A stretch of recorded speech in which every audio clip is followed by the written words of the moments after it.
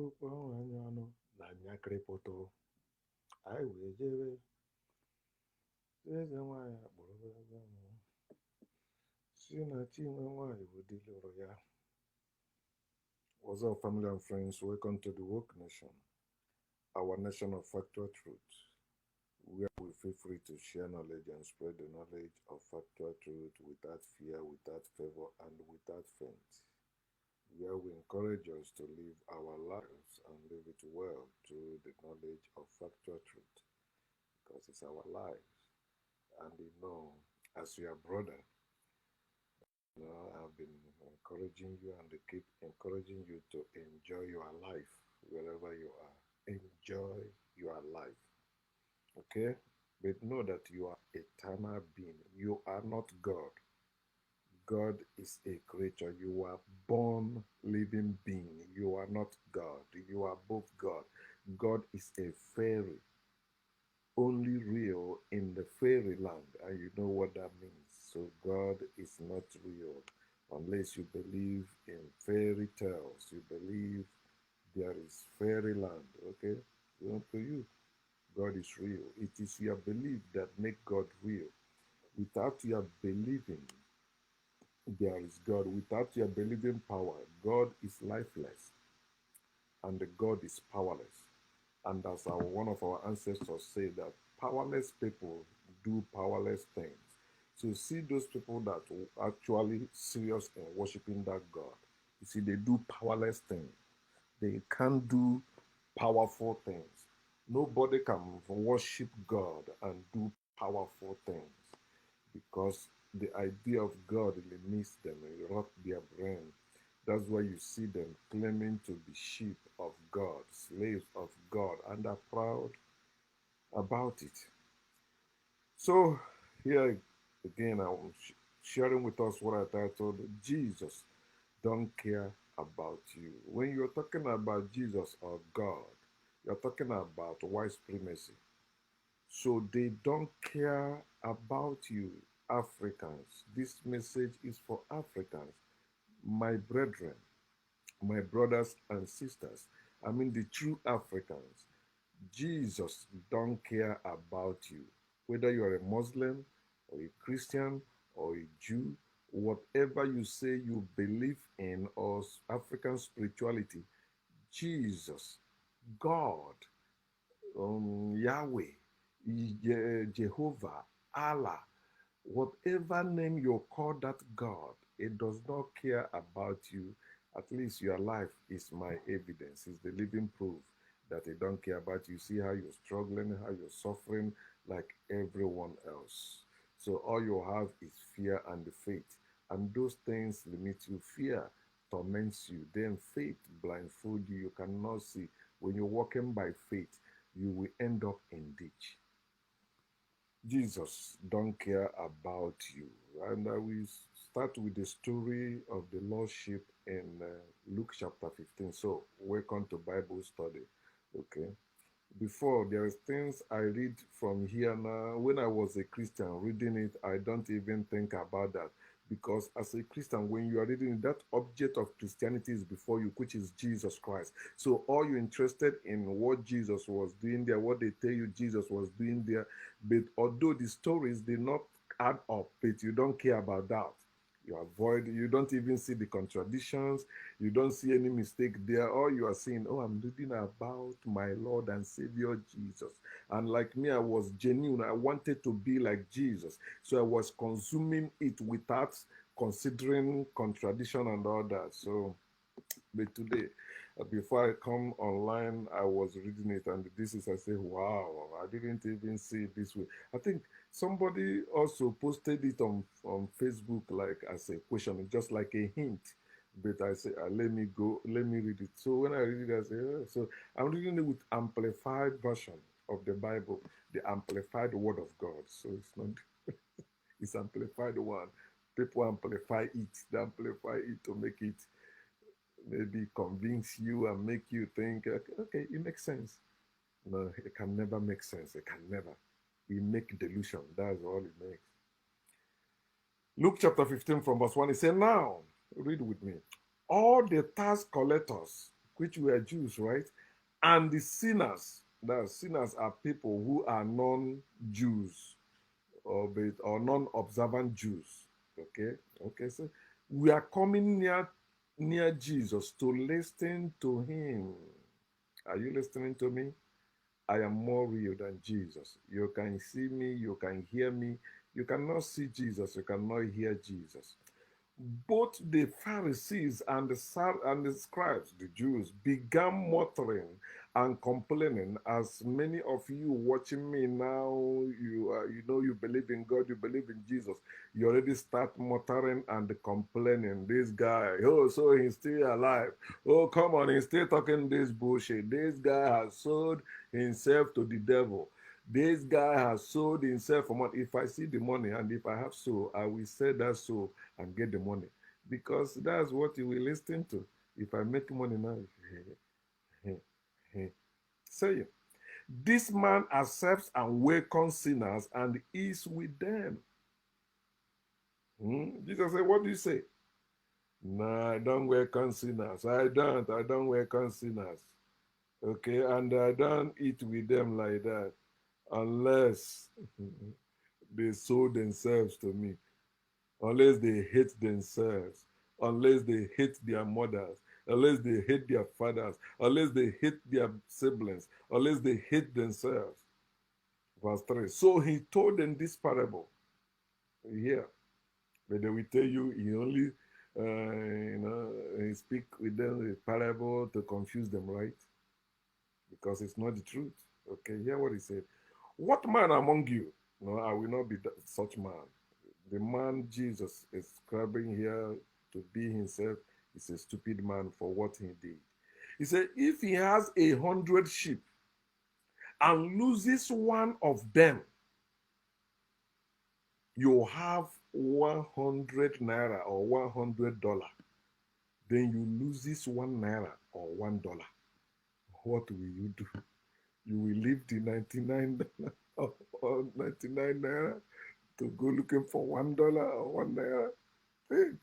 But see, he said, if he has 100 sheep and loses one of them, does not leave the 99 in the wilderness, not in the barn, not in the safe place, in the wilderness, no other person watching them. So they are vulnerable to wolf. They are vulnerable to any all those carnivorous beasts that eat animals themselves. They leave them in the wilderness without any shepherd, without any guard. He said, and go after one which is lost. That means searching. According to how you put it here. Yeah, searching on the white. Until he finds it. How I wish believers will borrow sense from this. When you are finding something, when you are searching for something, you have to find it. How long will it take you to find God? You have not found the God you have been searching. Why he say in Jeremiah, I think 29 verse 13, he said, if you search him with all your heart, you will find him. Yet no one has seen this God at any time. In other words, no one has found him. They wrote it in the New Testament, John chapter 1 verse 8. No one has seen God at any time. Anyone that's telling you God revealed himself to them, they are liars and lying to you. Searching until he finds it. That's how it's supposed to be. Whatever you believe exists, you need to find that. Search for it and find it. Verse 5. And when he has found it, he lays it on his shoulders, rejoicing. Guys, remember, he left 99 in the wilderness. That's how you read things to understand. Okay, he left 99. Okay, so now he find this one he left 99 for. What happened to those other 99? Nothing. So maybe wolves have eaten them. So he came there, I did not see them. Okay, they are no longer here. I'm going home with this one I found. Verse 4. And when he gets home, he calls together his friends and his neighbors, saying to them, rejoice with me, because I have found my lost sheep. Only one. I lose 99 for this one. The preachers Jesus so much love you. He led you are the last one. He came to know Africans never lost. It's when they join Abrahamic religions, they become lost people. That's why you see Africans reading themselves into the Bible. Some say they are Hebrew Israelites, then accuse us of selling them into slavery. Africans were selling themselves into slavery before white people came. You are a liar and you are a stupid idiot for saying that. We had no slaves before the foreign invasion. There was no single slave in Africa. We don't know what is called building dungeon for slaves, prison for. No, we never had corrupt government before they invaded us. But they gave you the right because the conqueror writes history, so they write that nonsense. You believe your ancestors were selling themselves, they had slaves and other bullshit. No. So it's I found my lordship. Say, I tell you in the same way. Now, ask yourself, where was that 99? So the lordship here, who are they? Who are the 99 and who are the lordship? Still following the word of Jesus. Let us see who is who, not my word. Okay. I start with Matthew chapter 10. Here. It says in Matthew chapter 10, verse 5 and 6. That's Jesus talking to his disciples now because they are his students. They are like him and he's their master. So they follow their masters. They say they cannot be above their masters, but they have to be like that. The best they can be is to be like their masters.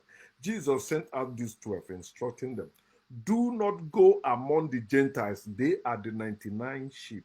It's Gentiles. That's how they saw the Gentiles in this story.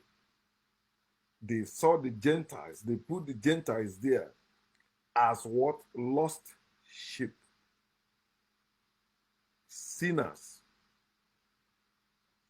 He said, do not go among the Gentiles and do not go into the city of the Samaritans. What did I read there when he says sinners also? He said what? Non-practicing Jews, Samaritans. Oh, they were taken from other countries and bring in this land. So they are Samaritans. They worship on the mountain where the original Jews worship in the temple. The story of Samaritan woman in John chapter 4. That's it. He said, but rather go to the lordship of the house of Israel. Go back to Luke chapter 15, verse 6, where he said that he has found the lordship. One. He left 99 for the one. So when you say Jesus came to save the world, you don't know what you're talking about. The world never needed a savior. The world are not sinners. The only sinners are those who invaded Africans, and they are the lost sheep. They got no land. They begin to kill and take our land. The lost sheep of the house of Israel is the what you see in Luke chapter 15, verse 3. Okay? So the lost sheep, the people of Israel, is not Africa. It has nothing to do with Africans. Then also in Matthew chapter 15, verse 24. Remember when the woman came to Jesus? Jesus ignored him. His disciple pleaded that he listened to the woman. He said the woman was a dog because the woman was a Gentile. So they regarded Gentiles as dogs. That's why they tell you, do not cast holy things to the dogs. They see them as swine. Do not cast holy things to swine, because if you do, they will turn around and tear you apart. Just the same way they taught the Chinese people lies about black people, say that black people have manhood like horse. Oh, donkey, don't sleep with them, don't do this. The new generation begins to know it's not like that. Black people, they have what we need. Yeah. It's only the naive one that still believe that lie. Because that's how people taught their children against other people, telling them bad things about other people. Who they will eat you, they will do. If you go there, if you marry from there, you will worship their God and they will become a snare to you, you will fall. No, do not join them. They are wicked, they are evil. Okay. So after the woman pleaded with Jesus, okay, so hear what Jesus said. He answered, I was commissioned. That means I was sent. Remember, I'm reading from Amplified Version. I was commissioned by God and sent only to the lost sheep of the house of Israel, not to the world. For God so loved the world that he sent his only begotten Son. It's a lie. They put letter in the book of John. And it's only in the book of John that Jesus became a Jew too. John chapter 4. Say the salvation is of the Jew. Yeah. Salvation is of the Jew because it's for the Jew. It has nothing to do for the Gentiles. Gentiles like myself, we are not sinners. We don't need saviors. We are living our life naturally. Before they came, we had no need of land, no need of anything. We have everything we need because we are natural people. There's no lack and want in nature. Everything is in abundance. So you say, no, you know what you're saying. It's in the Old Testament, even he said they are lost sheep, not only in the New Testament. That's why they try to connect Jesus to the prophets, especially the prophets. Or when they want to connect it deeper, they go to Exodus and Numbers and Leviticus. You know those places they sacrifice. They begin to say, "Yeah, Jesus is the Lamb. Jesus is this. Jesus is that." But now, let me read it also. I think Jeremiah chapter 50, verse 6. Hear what it says. He said, my people have become lost sheep, people of Israel. Their shepherds have led them astray. They have made them turn aside to the seductive places of idolatry on the mountains. They have gone along from one sin to another, from mountain to hill. They have forgotten their own resting place. So you see, that's why Jesus said he don't want to do anything for that woman because he's a dog. She's a dog. That's a Gentile. So that's why he say here that his people has been seduced. They're going to mountain to worship. Remember the Samaritans, the woman said to Jesus, we worship on this mountain, but the Jews worship in the temple. So when the real Jews go to those Samaritans they see as fake Jews, so they see them as sinners. We don't have anything to do with. That's why when Jesus asked the woman for water, he said, no, no, no, no. We don't give water to Samaritans. I mean, to Jews. What are you saying? You guys believe your God work miracles. Why are you coming to ask me for water? Say, I will give you water of life. Which water of life? When he cried on the cross, I'm thirsty. And they didn't give him water. He said, I give up. It is finished. He finished himself. He committed suicide. Jesus committed suicide. He gave up ghosts. Nobody killed him. He gave up ghosts. That's what is written. Say he was killed for our sin. No, his father killed him. God sacrificed his son.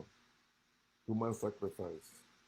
And that's what we will do also to liberate ourselves. Because they use this Jesus. You don't know why they put in the Bible to show you. Do you want to liberate yourself? You're gonna be with like Jesus. Forsake everything and focus on what you are doing. Just like Levites. They kill their family member. They kill everyone around them that don't stand with what they are doing for them to be chosen one, to be serving as priests. So lordship of the house of Israel is who Jesus came for. Jesus care about them. Jesus don't care about you. You are among the 99 he left in the wilderness and went after the only one, the lost house of Israel, which claimed to be the chosen one. So these people, they see others as unclean animals. That's dog. Remember in Acts chapter, I think chapter 10 and 11, that's where God they begin to tell you, okay, now in the New Testament, the people are no longer unclean. What God, but they're still. If God doesn't change, if the word of God is eternal, so God who said that in the Old Testament that regarded the Gentiles as unclean, it still stands. So that's why you see these people going to kill. Remember, the voice from heaven tell Peter, arise, kill, right? Kill and eat. He said, no, from my childhood, I never do that. He's still talking about Gentiles. They see them as unclean people. It's people you have to kill to possess what they have because they have everything. That's where the book of Deuteronomy chapter 6 and chapter 7 comes in. He said these people, go and take their land, take everything, and show them no mercy, destroy them. That's what happens. So that's where you're supposed to know that in darkness, in Africa, is the treasures of life. The treasures you need to live in this world, to live well in this world, is found in Africa. The treasures of darkness. Why Africans have been brainwashed to see darkness as evil and all that, they don't know the reason is that, so that they don't bother to search their treasures which are hidden there. Who hides African treasure? African treasures don't used to be hidden. It don't used to be for selected few or like cult masonry and all that. No, it used to be for everyone. Every family have their powers and they educate their children about that. They weren't sending their children to go to any school. The school that Africans first had was for like scientists, people that were building things. The priests were like the scientists, the doctors, all of them were called priests, and they have to be trained for 40 good years, not 40 days that they reduce it in the Bible for Moses and Jesus.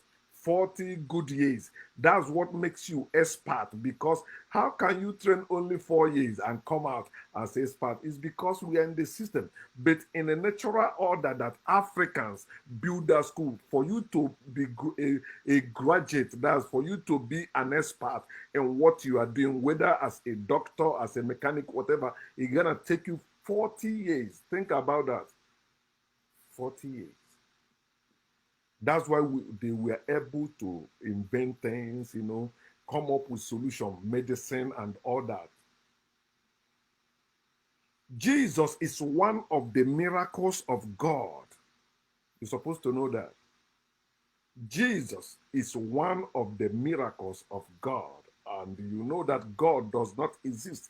But you're supposed to know this, that the miracles of God, all the miracles of God, were copied and plagiarized from Africa, the acts of Africans. Every miracle they tell you in the Bible, in the Quran, in the Torah, they copied it from the acts of Africans. God has not performed any miracle at any time, any place. No one has done miracle at any time in the name of God. No one. All they ask, and some call it magic and all that, but they borrowed it and they stole it and plagiarized it and tell you it is the miracle of God. No, they're copied from Africans. Africans' natural powers, not spiritual powers. They were natural powers. And all Africans have access to it.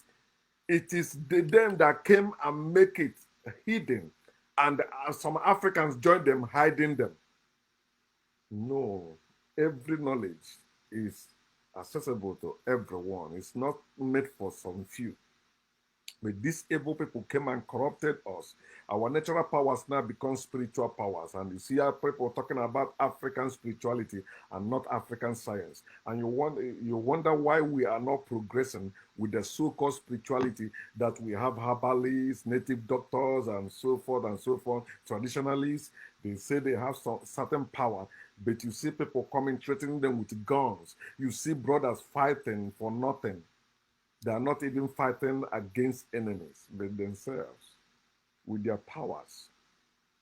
So they stole it like Heru, Serapis that later become European Jesus.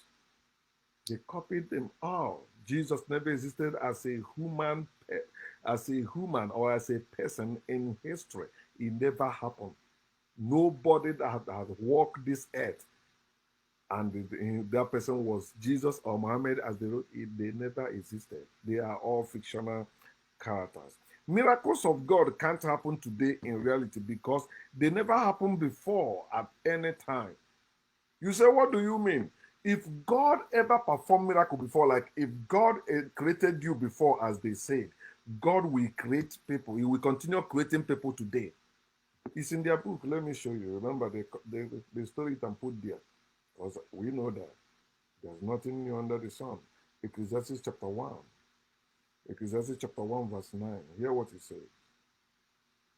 I hope this one will put it. He said, here, here, here. See, miracle of God does not happen today in reality because it never happened before. Let me give you the reason, okay, why I say that. Since most of our people believe it is written, so I'm showing them it is even written. But common sense will tell you that if people, if women used to give birth before without man having sex and putting in a sperm there, it will have continued till today. Okay, so the same, that's how it's supposed to be. Say that which has been is that which will be again. We did it before, we do it again. And that which has been done and is that which will be done again. So there is nothing new under the sun. Understand it, my people. All this thing you're saying, oh, it's new, it's not new. The reason why it's new to us because we don't know ourselves. They taught us away from our ancestors. We don't know anything about our ancestors except they were idol worshippers, they were evil, they were that, they were all that. To justify their killing them, they say, oh, they were idol worshippers. Somebody being idol worshippers, what is that your business? Why are you killing the person? And stealing their artifacts. He said they're idol worshippers. You still stole those idols. You accuse them of worshiping. Africans, we can do it again and we will do it again. We're coming up. We must restore our powers so that that treasure will come out. So the world will see that we have this treasure. It can no more be hidden. That one that want to hide it, according to Isaiah chapter 45, verse 3. Say, okay, I have called you. I will give you the hidden treasures of darkness. The riches, it's ours, ours, ours. Wake up, Africans. We must restore our powers so that we can recover our heritage. Not only that we will not relax after doing that, then we will be on guard. We will no longer make that mistake we made before. We'll be on guard, protecting them. Make sure we're nurturing them and upgrading them and updating them. No more seeing whoever comes around us as, okay, it's a human being. No. Interrogate them. Make sure they agree on our own terms. Not inviting them to dinner in our house anymore. No more. Oh, you're hungry? Okay, go there, pluck from that tree, but you're not coming into my house? Nah, we made that mistake before. Our hospitality cost us our heritage. See where we are today, but our slavery condition is not permanent. So Africans, let us stop fighting ourselves when we need to be fighting for ourselves. Let us stop fighting against ourselves. Let us stop fighting ourselves when we start supposed to be fighting for ourselves against our enemies. Our enemies, God. Our enemies, Jesus. Our enemies, white supremacy. We must rise up to fight against it.